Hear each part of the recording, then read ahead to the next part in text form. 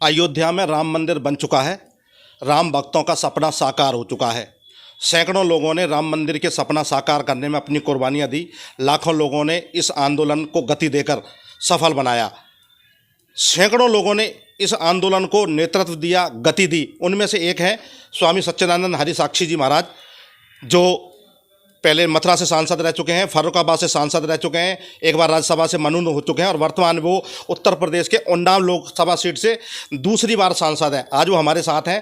कामा में वो अपनी बहन गंगा देवी अवस्थी से मिलने आए हैं, तो आज उनसे कुछ बातें करते हैं। जी, पिछली बार जब आप आए थे तो आपने कहा था राम मंदिर बनेगा।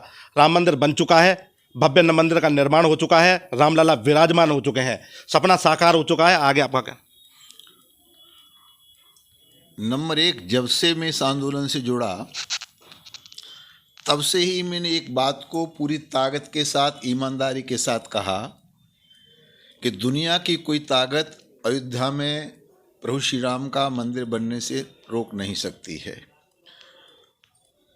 ये दुनिया का सबसे बड़ा लोकतांत्रिक आंदोलन, 550 वर्ष तक ये लड़ाई लड़ी गई, हजारों लोग शहीद हुए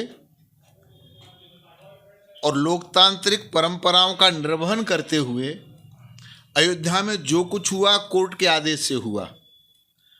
और जब माननीय सुप्रीम कोर्ट ने मंदिर निर्माण का आदेश दे दिया और एक ट्रस्ट बनाने के लिए कहा, तो हमारी सरकार ने ट्रस्ट बना करके मंदिर निर्माण भव्य और दिव्य कर दिया। 22 जनवरी को केवल अयोध्या ही नहीं, पूरे हिंदुस्तान के मंदिर सजाए गए थे। विदेशों में भी जहाँ मंदिर हैं वहाँ भी दिवाली मनाई गई थी। ये जो अयोध्या में 22 जनवरी को प्रभु श्री राम के मंदिर का लोकार्पण प्राण प्रतिष्ठा भारत के यशस्वी प्रधानमंत्री नरेंद्र भाई मोदी के कर कमलों द्वारा हुआ है। आज आप नोट कर लीजिए, आने वाले कम से कम 10,000 वर्ष तक ये स्मरण में रहेगा, कोई भुला नहीं पाएगा। लोग दिवाली पर तो दिवाली मनाएंगे ही, लेकिन 22 जनवरी को भी दिवाली मनाया करेंगे।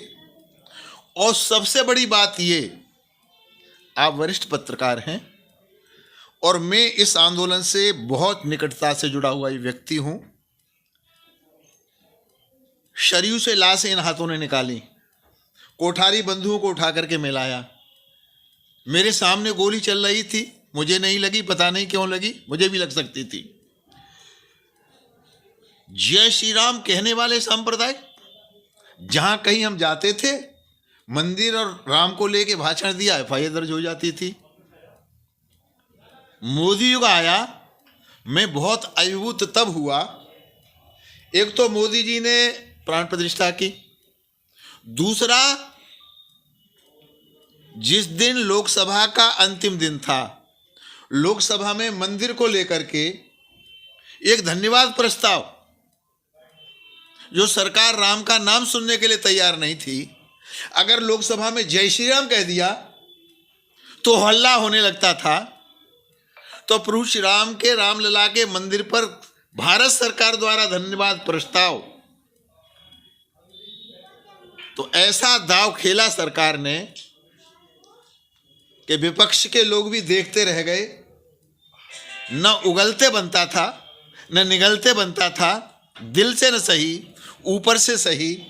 धन्यवाद प्रस्ताव पर सबने जय श्री राम का नाम लिया, रामलला को प्रणाम किया। राम जन्मभूमि आंदोलन के एक तरह से जन्मदाता थे लाल कृष्ण आडवाणी। उनको भारत सरकार ने भारत रत्न देने का ऐलान किया है, लेकिन कुछ कांग्रेसी या विपक्ष या कुछ मुस्लिम जो धर्मगुरु, उनको ये बात पच नहीं रही। तरह तरह के आरोप लगाकर इसका वो खारिज कर रहे हैं, विरोध कर रहे हैं। एक मुस्लिम धर्मगुरु ने तो यह कहकर आपत्ति दर्ज कराई कि एक बाबरी मस्जिद को विध्वंस करने वाले व्यक्ति को इनाम दिया जा रहा है। इस बारे में देखिए, माननीय लाल कृष्ण आडवाणी भारतीय जनता पार्टी बहुत कद्दावर नेता हैं। जब वो भारत उदय यात्रा लेकर के 2-3 महीने के लिए घर से निकले थे, तो मैंने अपना आकलन किया कि मैं सन्यासी हूँ, मैं परिव्राजक हूँ, लेकिन इतना त्याग तो मैं भी नहीं कर सकता। मैं भी अपने आश्रम को, अपने स्थानों को, अपने शिष्याओं को छोड़ करके इतनी लंबा यात्रा पर नहीं निकल सकता।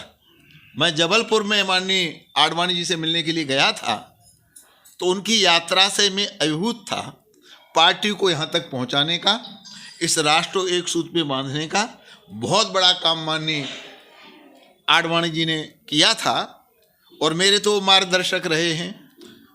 ये काम बहुत पहले होना चाहिए, आडवाणी जी को और पहले सम्मान मिलना चाहिए। लेकिन मैं मोदी जी का और भारत सरकार का हृदय से धन्यवाद करूंगा। केवल माननीय आडवाणी जी को ही नहीं, चौधरी चरण सिंह जो एक जाति के मुहताज नहीं, किसानों को नेता, उनको भारत रत्न।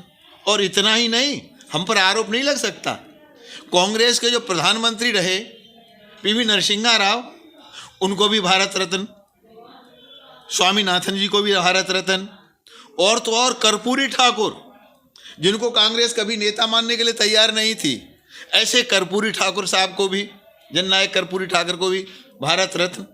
तो मैं अच्छे अच्छे रत्नों को छांट करके मोदी सरकार ने जिन्हें भारत रत्न का खिताब दिया है, मैं मोदी सरकार का, भारत सरकार का हृदय से बहुत बहुत आभार व्यक्त करता हूँ।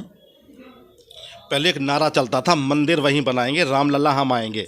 कांग्रेसी तंज कसते थे कि मंदिर वहीं बनाएंगे, तारीख नहीं बताएंगे। अब भारत सरकार ने मंदिर भी बनाया, तारीख भी बनाई और निमंत्रण भी दिया, फिर भी वो लोग नहीं आए। देखिए, बड़े मजे की बात है, जब हम कहते थे सौगंध राम की खाते मंदिर वहीं बनाएंगे, तो विपक्ष कहता था ये पागल बना रहे हैं वोटों के लिए, ये मंदिर नहीं बनाएंगे, नहीं तारीख बताएं। तब ये कहा जाता था मंदिर वहीं बनाएंगे लेकिन तारीख नहीं बताएंगे। लेकिन अब क्या हुआ, जब मंदिर की प्राण प्रतिष्ठा हुई तो हमने उन लोगों को भी निमंत्रण भेजा, चाहे अखिलेश यादव रहे हों, चाहे राहुल गांधी रहे हों, चाहे सोनिया गांधी रहे हों, या जितने विपक्ष के लोग हैं। तो जानते नारा क्या दिया, मंदिर हम जाएंगे लेकिन तारीख नहीं बताएंगे। विपक्ष कह रहा है मंदिर तो हम जाएंगे, राम सबके हैं, लेकिन तारीख नहीं बताएंगे। तब हमसे प्रश्न करते थे कि कह रहे हैं मंदिर वहीं बनाएंगे लेकिन तारीख नहीं बताएंगे, अब कह रहे हैं कि मंदिर तो हम जाएंगे लेकिन तारीख नहीं बताएंगे। तो समय समय की बात है, हम धन्यवाद करते हैं, प्रभु श्री राम सबके हैं। राम भक्त एक और नारा लगाते हैं, अयोध्या तो एक झांकी है, मथुरा काशी बाकी है। आगे की क्या योजना है? देखिए, ये हमने आज नहीं, जिस दिन अयोध्या का आंदोलन शुरू हुआ था उसी दिन हमने कहा हमारे एजेंडे में अयोध्या, मथुरा, काशी तीनों हैं। और हम हिंदुस्तान के समझदार, गंगा जमने की तहजीब वाले अपने मुस्लिम भाइयों से आग्रह करना चाहते हैं कि शालीनता के साथ ये तीनों स्थान हमें दे दिए जाए, झगड़ा खत्म होगा। चूंकि मीटिंगों में भी प्राय रहता था, तो मीटिंग की बात मैं आपको बताना चाहता हूँ। बहुत सारे मुसलमानों का साहब दिल नहीं करता, कोर्ट से आप ले लो, हमें कोई परेशानी नहीं है। तो मामला सब न्यायालय के पास है। अयोध्या हमको न्यायालय ने दे दी, काशी हमको न्यायालय दे रहा है, मथुरा का मामला भी न्यायालय में है। तो हम लोग लोकतांत्रिक परंपरा वाले लोग हैं, बाबा भीमराव अंबेडकर के संविधान को मानने वाले हैं। मुझे लगता है कि सब कुछ इस लोकतांत्रिक परंपरा से ठीक होने वाला है। लेकिन एक बात और मैं आपसे कहना चाहूँगा, मैं आपके चैनल के माध्यम से उत्तराखंड के माननीय मुख्यमंत्री पुष्कर सिंह धामी का हृदय से बहुत बहुत धन्यवाद करूंगा। उन्होंने वहाँ समान आचार संहिता को लागू किया और जैसे इस देश में लव जिहाद नासूर बन गया था और लव जिहाद के खिलाफ में आंदोलन हुआ, हम लोगों ने खड़ा किया, बहुत सीमा तक काबू पाया। ऐसे ही हिंदुस्तान में लैंड जिहाद और है। लैंड जिहाद का मतलब जी चाहे वहाँ कब्जा कर लो, 4 ईंटें रख दो, मजार बना दो, कोई कहीं रहे अपनी ज़मीन खरीद करके। मुझे लगता है आप लोग भी, कोई भी, आप भी किसी को नहीं जानते कोई ज़बरदस्ती कब्जा करे। तो अब इस लैंड जिहाद के खिलाफ भी कार्रवाई करने की आवश्यकता है। पुष्कर धामी जी ने हल्द्वानी में वो कार्रवाई की, उपद्रव हुआ, लेकिन देश संविधान से चलेगा और भारतीय जनता पार्टी संविधान का अच्छी तरह से पालन कर रही है। ये थे स्वामी सच्चिदानंद हरि साक्षी जी महाराज। उन्होंने कहा कि जिस तरह से अयोध्या में संवैधानिक तरीके से राम मंदिर का निर्माण हुआ है, आने वाले दिनों में अयोध्या में श्री कृष्ण की बांसुरी की स्वर सुनाई देंगे और काशी में भी भगवान शिव का डमरू बजेगा, लेकिन लोकतांत्रिक तरीके से। समाचार प्लस से बात करने के लिए साक्षी महाराज जी का बहुत बहुत धन्यवाद। रवि कुमार, समाचार प्लस, डीग जिला।